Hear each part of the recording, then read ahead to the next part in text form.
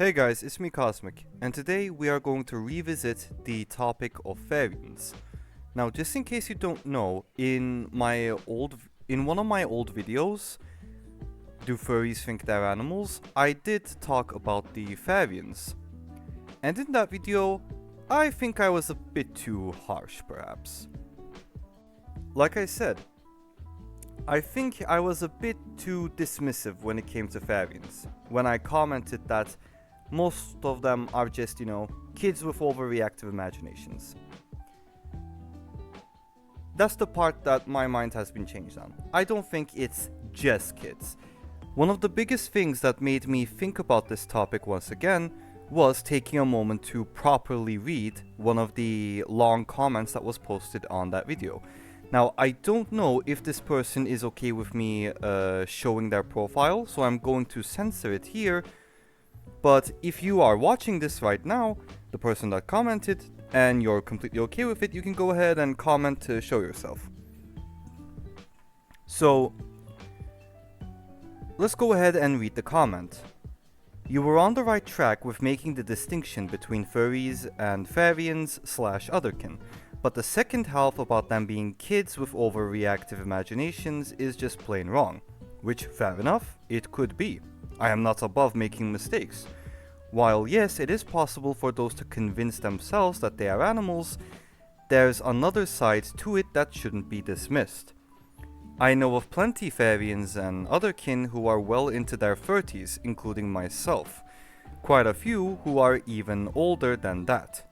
In fact, they know they're human, physically, but notice certain behaviors, instinctual urges, and even phantom limb sensations that aren't distinctly human at all.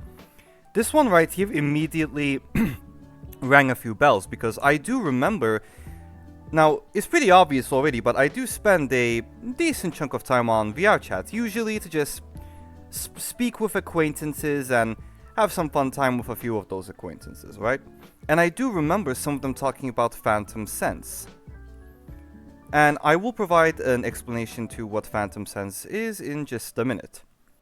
Phantom sense is a phenomenon where various sensations other than sight and sound, which are originally not supposed to be felt anyways, are pseudo-perceived during virtual reality experiences.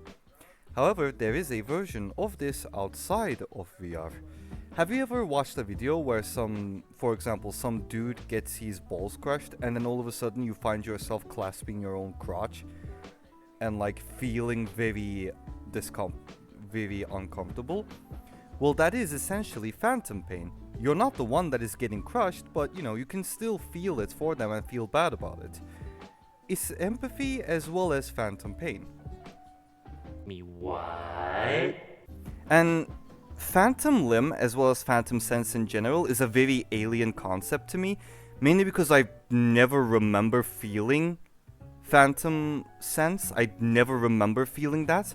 But obviously, it's a common enough thing that there is clearly some level of truth to it at the very least.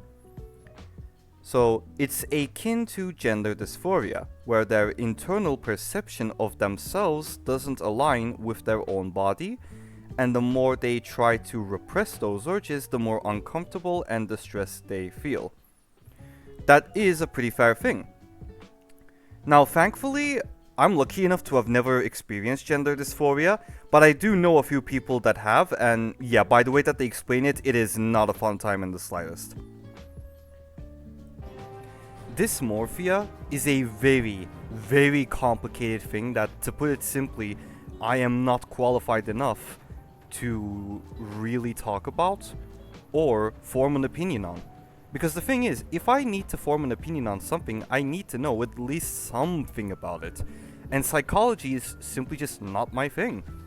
I can tell you how eukaryotic cells work endlessly, but I can't tell you how a human comes to a decision. That's not something I'm really qualified to be doing.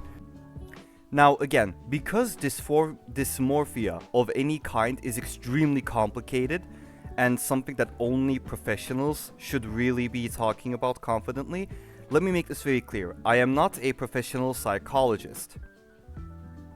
And I do not have any background in gender studies either. So I am purely going off of this, just my personal independent research. Do not take me as an authority figure when it comes to this matter, because I could just as well be wrong, you know? So yeah.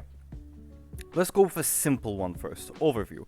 Gender dysphoria is a feeling of discomfort or distress that may occur in people whose gender identity differs from their sex assigned at birth or sex-related physical characteristics. Gender diverse and transgender people might experience gender dysphoria at some point in their lives, but it is not guaranteed. Now let's go with a simple definition of what dysmorphia is. Dysmorphia or dysmorphic mood is a mental state in which a person has a profound sense of unease or dissatisfaction. While not a mental health diagnosis on its own, dysmorphia is a symptom associated with a variety of mental illnesses, some of which include stress, anxiety, depression, and substance use disorders. And the effects of dysmorphia ranges significantly, sometimes very minor, sometimes very, very severe effects. And the distinct difference here is the strong urge to possess specific animalistic features versus perception of self that aligns with the opposite gender. There is an overlap of Therians and otherkin in the furry fandom. True, because it's a space that allows freedom of expression. Also true, the furry fandom is quite literally known for being one of the most particularly accepting as well as just expressional freedom-loving fandoms out there. It's why, for example, you can find a furry in, well, pretty much any nation out there, almost. And a lot of them will always be varying types of individuals. Where dressing up as an animal is accepted and encouraged, yet a furry can put away their costume at any time and continue to exist as purely human. Yes, because most of us, furry fandom, for most of us it's just a fun little hobby. Enjoying it as a hobby and escape for fun. For Therians and otherkin, it's a chance to scratch that proverbial itch, aligning their body in ways that better represent what they feel deep down. That is fair. Which I did make sure to comment, interesting, thank you for the info, because yeah, it is pretty interesting. And they replied with, "You're welcome, hope that gives some perspective on the matter. I honestly used to be a skeptic too, so I can understand your opinion on things. From the outside looking in, it definitely seems insane." Which, yeah, it really does. I knew I was a canine of some type, drawn to foxes for an unexplained reason. I tried representing those urges and sensations for years, trying to function in society as a normal person. Now, normal being quote-unquote is, yeah, that makes sense, because what the hell even is normal? Like, we have a tendency to always think that normal is something very obvious and simple, but no. Like, let's be fair, most of us are not normal in the slightest, if there even is a proper definition for normal. Person. Eventually, I would feel incredibly depressed, anxious, trying to understand why I feel the way I do. Why I would feel happy and at ease during furry conventions, where I'd wear a foxtail and ears at all waking hours. Then go right back to feeling depressed again when I'd return to normal life, sometimes feeling even worse afterwards. This reminds me of post-con depression. Just in case you don't know, don't worry, I'll provide an explanation for it. Post-con depression is caused by either the special demands brought on by conventions or the immediate events after a convention. People who go to these conventions likely don't have many people that can relate with them back at home.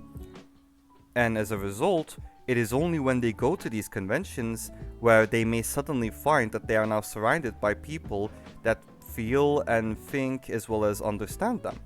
Even if they don't think the same way as they do, because they have the same hobby, it is much easier for them to connect together and form some kind of bond.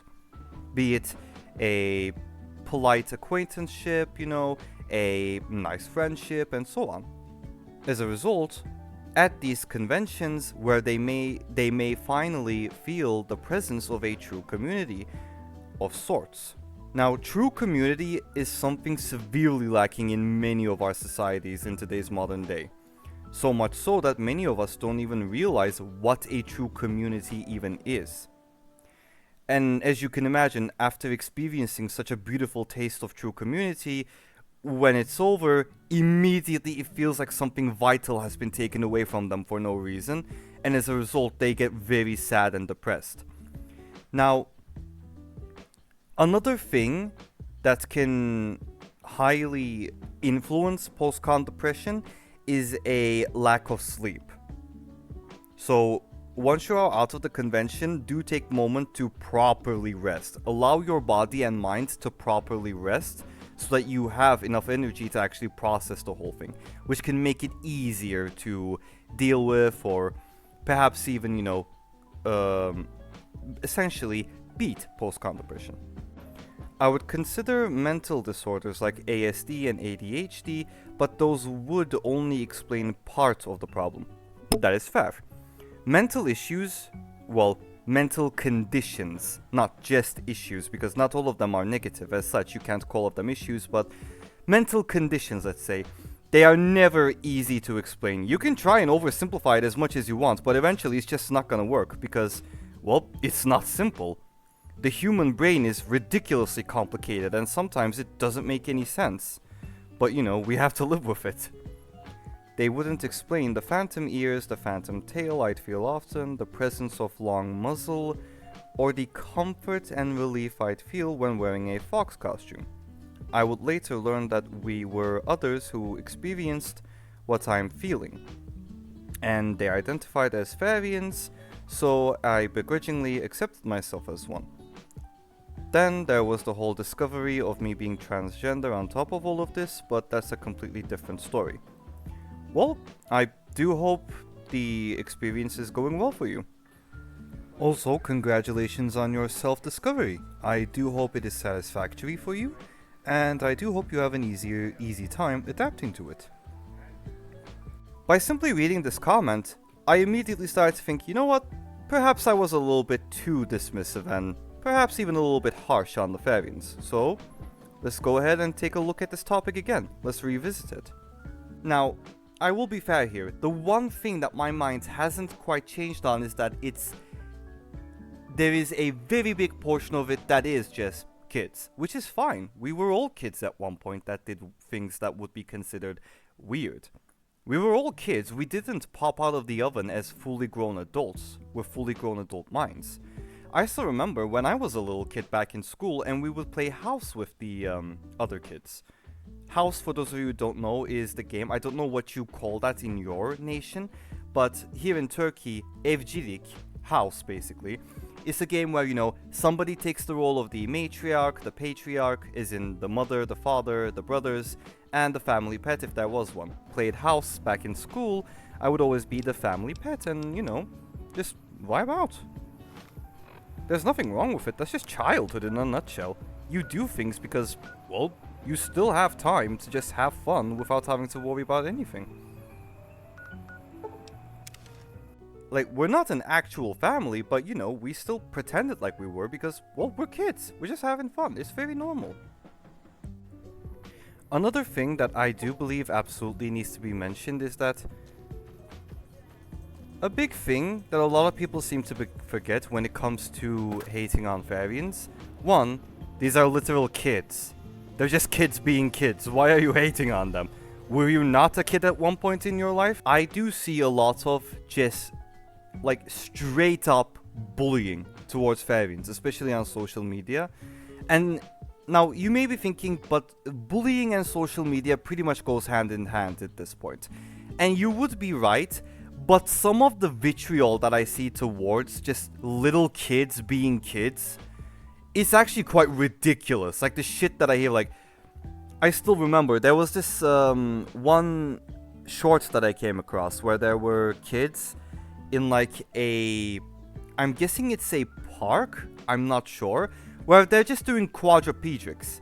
Now, quadriplegics are, I don't know, man, quadriplegics towards humans, it gives me a very weird vibe. I don't think humans are necessarily equipped for long-term quadriplegics. because we're not like gorillas. We're adapted and evolved for bipedal locomotion. But regardless, and I still remember one of the comments was shit like, I would run over them with a car. My dude, those are kids. What? What the fuck? You can't run over them with a car. What are you, fucking psycho? Like, the cyberbullying that goes towards Therians, it goes way too fucking far, dude. Like, they take it way too far. Like, I understand making a few jokes, cracking a few jokes here and there, but straight up cyberbullying? No, that's a certain line that you just shouldn't be crossing, man. They're just kids. Let them be kids, man. But yeah. Point is, when it comes to Therians, maybe I did misjudge you a bit. Perhaps I treated you too harshly. Anyways, that's gonna be about it for this topic. I'm gonna keep this very short because I'm currently working on 2 separate videos. One of them is about furry literature, and the other one is about blood cells. And one of them is about blood cells. Yeah. Anyways, I do hope you enjoyed this video, and I'll see you later. Goodbye.